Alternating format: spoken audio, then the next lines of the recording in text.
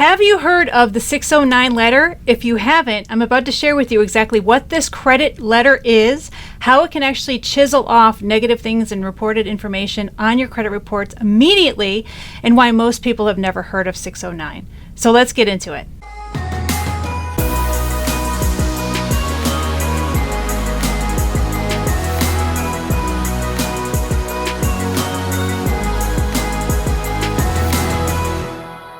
Okay, so for those of you that have already tried the dispute process using the dispute letters that I offer to you for free as a free download at getdisputeletters.com or secretcreditletters.com, which is down below in the description box. These are 100% free downloadable letters. And many of you have tried the process of disputing and not being successful.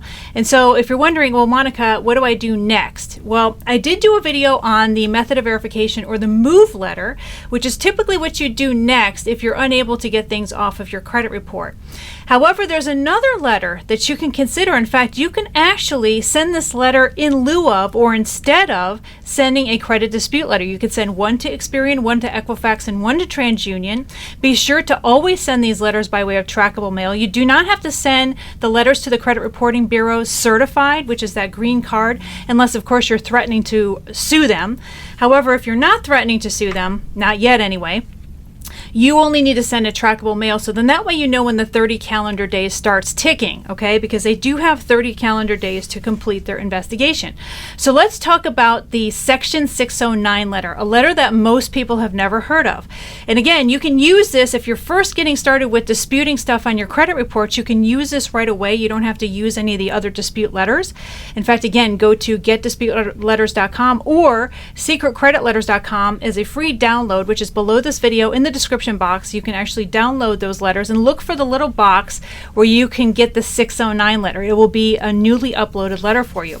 So what's cool about this letter, in fact, this is the letter right here. It's fairly simple, and what a lot of people don't understand is that these credit reporting bureaus, they deal with thousands and thousands of dispute letters per day, okay?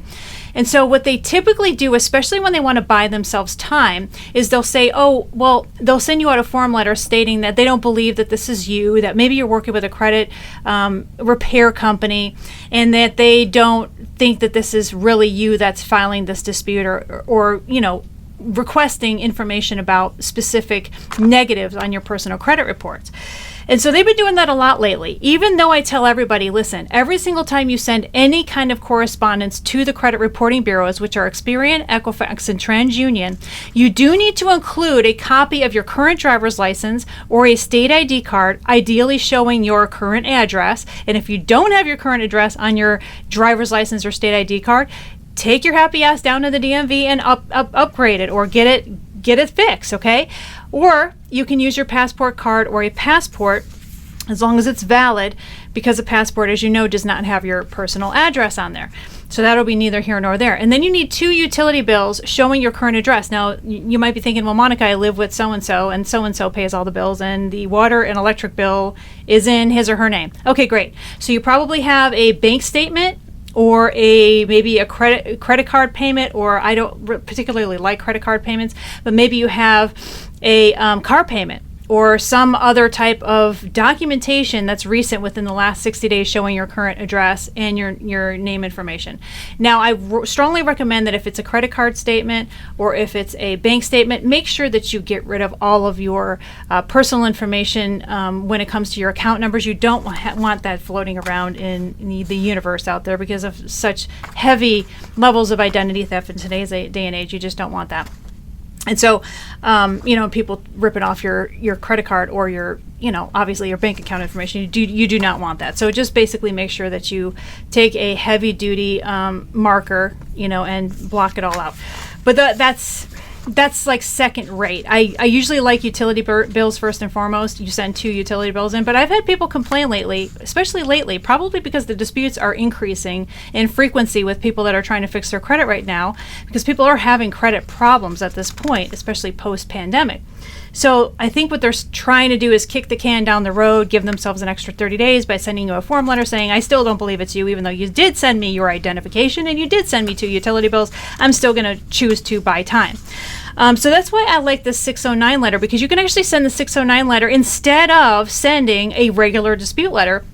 And it basically not only just disputes certain negatives on your personal credit report, but what it does is it basically demands a full and complete profile, a full and complete file for every single negative that you are disputing. Meaning that you basically want to know where they got this information. You basically want to know every single bit of, I guess, factual documentation or proof showing why they're putting this on your credit report. And the burden of proof is in fact on the credit reporting bureaus, which again are Experian, Equifax, and TransUnion. So when you send a 609 letter, which looks like this, and by the way, you can get it for free at getdisputeletters.com or secretcreditletters.com, which is down below in the description box, and you can actually just get the letter. It says 609 on the little tab. We just basically click on that. So essentially what this letter is for is it makes the credit reporting bureaus provide all of the information that they've acquired to be able to legally put this on your credit reports.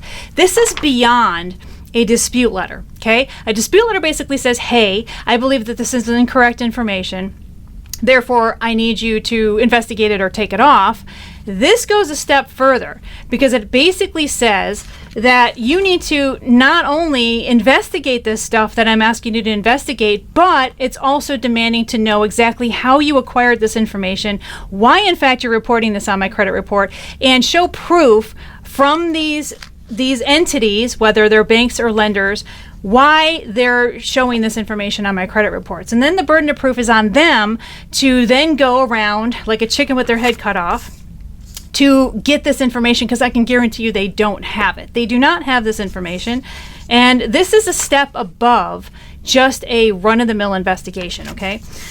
The problem I'm finding now with a regular dispute letter is, like I said, the reasons I just mentioned, that they're kicking the can down the road. They're trying not to do the investigations. They're getting thousands of investigation requests per day from people that are trying to fix their credit just like you, and they're just trying to buy time, and they're trying to find ways of not being able to do it, thinking that you just read some $10 book that you got about credit repair off Amazon and you don't know about the next steps. And so that's why I'm here with this channel for you, to show you what you can do instead, to show that you're not only higher educated and you know more about the credit system than your average Joe Blow and average Jane, but that you're willing to actually go forth and file a lawsuit. And yes, you do need to be prepared to file a lawsuit if in fact some of this stuff is not falling off your credit, because this is damaging you. You're not getting even down to insurance. Like if you are trying to get a better insurance quote for your car insurance, for example, your rates are going to be higher than somebody with good credit, okay? That's just reality. That's how the algorithms work. You might not be able to get that job you want because a lot of people are doing background checks to include credit, okay? And so if they feel like you're a credit risk, they think, well, maybe this person's going to be, embezzling money out of my company to pay these debts, or maybe this person's going to be stealing stuff out of my warehouse to be able to sell it on eBay to pay these debts, or whatever the case may be. And certain companies will not hire people that have a lot of negatives on their personal credit reports. And so not only are you getting ripped off on interest rates and not able to use credit to the maximum degree, especially when it comes to wealth building, which I'm talking a lot about now on my channel, and how to use business credit to build wealth, other people's money, or OPM. And yes, all the millionaires and billionaires do it. So if you're like, oh, I just want to be a cash pay person and pay cash for my business and pay cash for this and that, you're not going to get very far as building wealth. I can guarantee you right now, because there's only so much you could pay cash for, and it's just a really slow row to getting a business going and being successful with a business if you're trying to do cash for everything. Trust me, the people that are highly leveraged out there, the people who are super wealthy, they're not taking money out of their savings account for any investments or any of that. They're borrowing the money, okay? And that's why they're as rich as they are, because they understand how to play the credit game through the loopholes. And so if you don't understand how to even fix your personal credit, because a lot of the credit that you're going to be able to get, even on a business credit level, a lot of it hinges off of your personal credit. So if you can't get your mid-FICO score up over 720 and ideally over 750, I know some of you are sighing like, oh no, I don't know. This is like a long haul for me. I'm at a 350 or a 450 or whatever the case may be. Trust me, if you stick with all of this stuff over the course of a 12-month time frame, even doing yourself, over and over and over again, sending these kinds of letters, this stuff will start chiseling off, okay? So you just have to be consistent and patient with the process. This is exactly what I had to do when I filed for bankruptcy back in 2003. So it's been way more than, not way more than, but it's been 20 years, 20 plus years. And when I was rebuilding my credit, I did exactly this stuff. In fact, I didn't even know about the 609. This is just something that is more recent. These are different little tools that I didn't even have available to me back in the day because I didn't have anybody teaching me how to do this. I learned this on my own by learning my own unorthodox ways of doing this credit fixing business and rebuilding business because I really wanted to be an entrepreneur that was successful and being able to access that business credit to start getting into some heavy duty, high level investments for cash flow as well as building additional businesses out. So you can't play that game if you can't get your personal credit in order. That's just reality, folks. That's just reality. So if you are in the 4s and the 5s, don't worry because you can literally increase your FICO score by hundreds of points just in the next few months. A lot of people are like, oh, I'm a 550. That's going to take forever. Not really, because if you increase your credit score by 200 points, which is not that difficult to do, you can do it in about 90 to 120 days by following everything that I share with you on this channel. You can have that 750 within a couple, 2-3 months, okay? But when you're sitting on your dead ass doing nothing about it, well, you're not going to get anything, okay?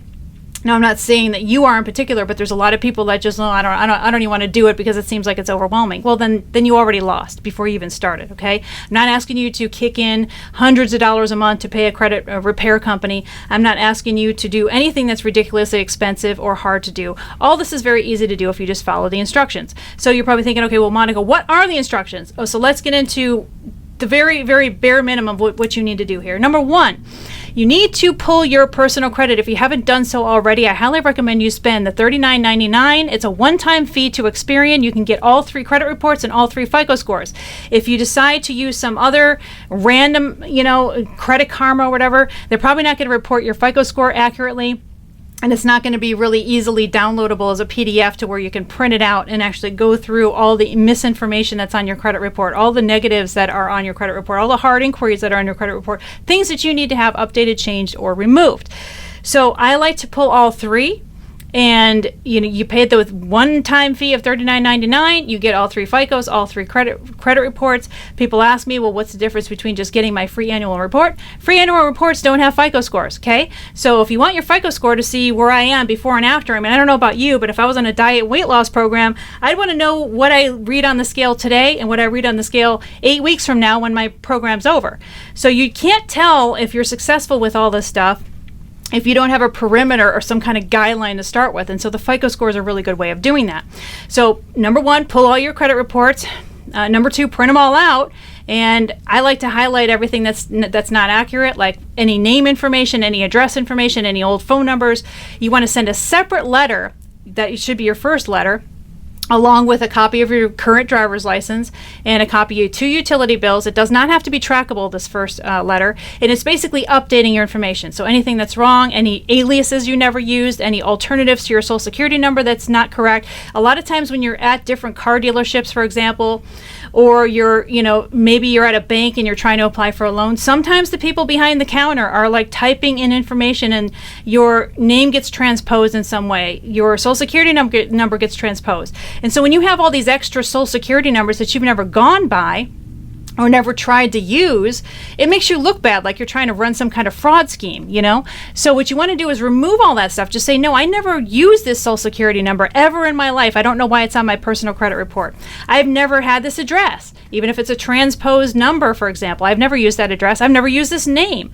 Like, for example, years and years ago, somebody typed some bank loan application in wrong, and they typed my last name in incorrectly. And it showed up on my credit report for years after that because I didn't know that you can just simply send a letter saying, I never went by this name. I never had this middle initial. I never had any of these things that are on this. And so cleaning up even your personal information can help a lot as far as increasing your FICO score. A lot of people don't even realize that. Remove all old phone numbers, because if you have to call any of the credit reporting bureaus for any reason, they're going to refer to your phone number. And if you have some old phone number you haven't had for 5 years, they're going to be like, well, we can't even verify that this is you because you don't even have that phone number. So get rid of all old phone numbers. Make sure that they have your current cell phone number, your current home number, and you want to make sure that they have your current address as well.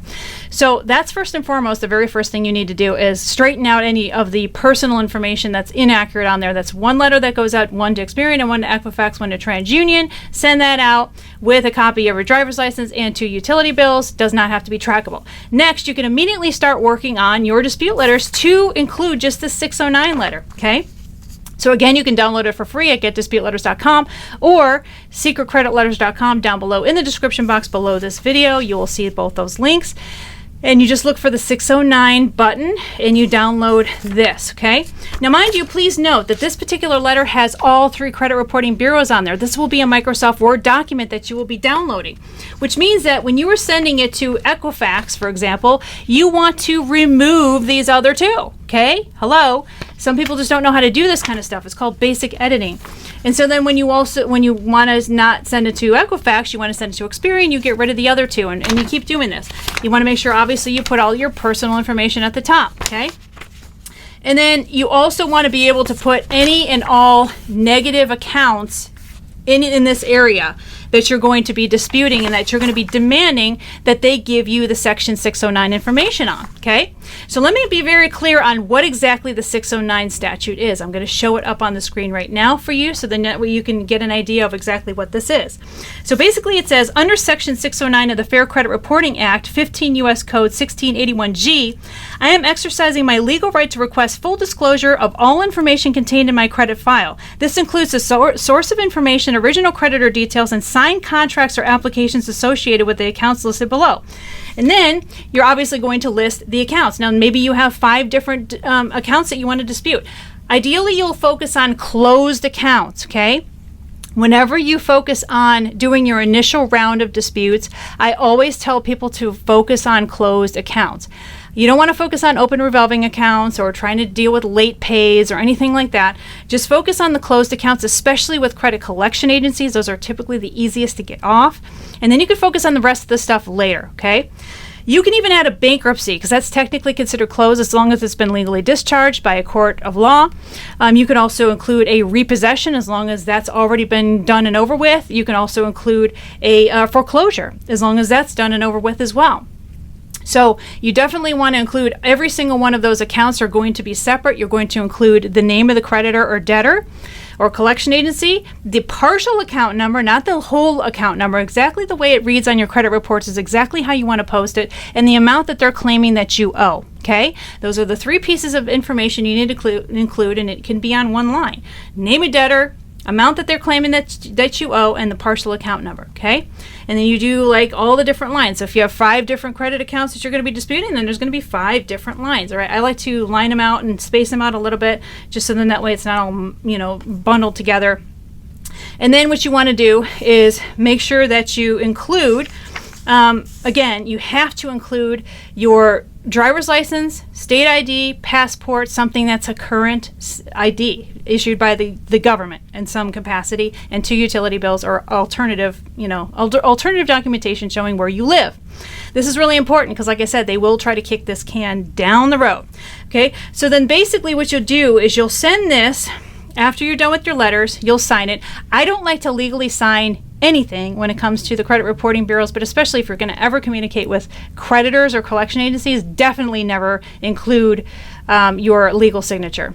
And so, and by the way, if you're ever going to be communicating at some point in time with creditors down the road, maybe, you definitely will not be including your ID cards or any of that stuff. That's just for the credit reporting bureaus that you're going to be including that information just to prove where you live. So it's okay to send that to the credit reporting bureaus each time you communicate with them, but don't ever send that documentation to a creditor or collection agency. That would be a death sentence, okay? So you definitely want to send this, and you want to make sure that you send it by way of trackable mail, okay? And like I said, just scribble your name like some kind of alternative version of, say, your initials at the bottom. I'm paranoid like that. I don't like that. Some people argue. They're like, well, Monica, my ID has my signature on it. Okay, yeah. Does anybody have a microscope? I don't know if you've noticed lately, but state issued IDs have some tiny little rendition of your signature because they make you sign in a box that's this small, and none of us sign that small. Well, maybe a few of you sign that small. The rest of us don't sign that small. I sign pretty big. So when I'm trying to sign in some tiny little box at the DMV, and in some digital version of my signature, it's not actually my legal signature the way I would actually sign a check, for example. So don't be paranoid about them, comparing or all any of that stuff, because you could just say, well, I just initialed the letter, but, my ID has a signature on it. Whoop-de-dee-doo, okay? So don't be paranoid or panicked about that, worrying about your signature on your ID. That's not a big deal. So then what happens? So you mail this off, okay? You mail this off in, it could be a number 10 envelope, does not matter what kind of envelope. Needs to be sent trackable mail. Trackable does not have to be certified. It can be trackable. And you wait 30 calendar days from the day after they receive it. So, for example, if they received it on the 1st of the month, the calendar clock will begin on the 2nd of the month, and you have to wait 30 calendar days. It's not 30 business days. It's 30 calendar days, okay? And you just wait, and you see what falls off the credit, all right?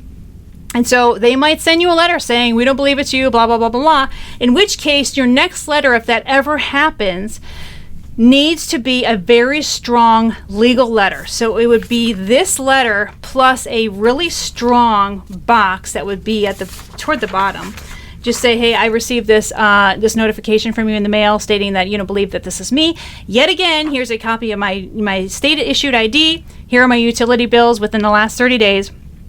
There's absolutely no excuse as to why you're not giving me this documentation. So therefore, if I do not receive this documentation as per my request, as per federal law, I will be filing a lawsuit against you for maximum punitive damages, whatever the government would allow for. So if you ever have an issue where they're not willing to or not able to or sending you the information you're asking for, you send them a lawsuit notification letter.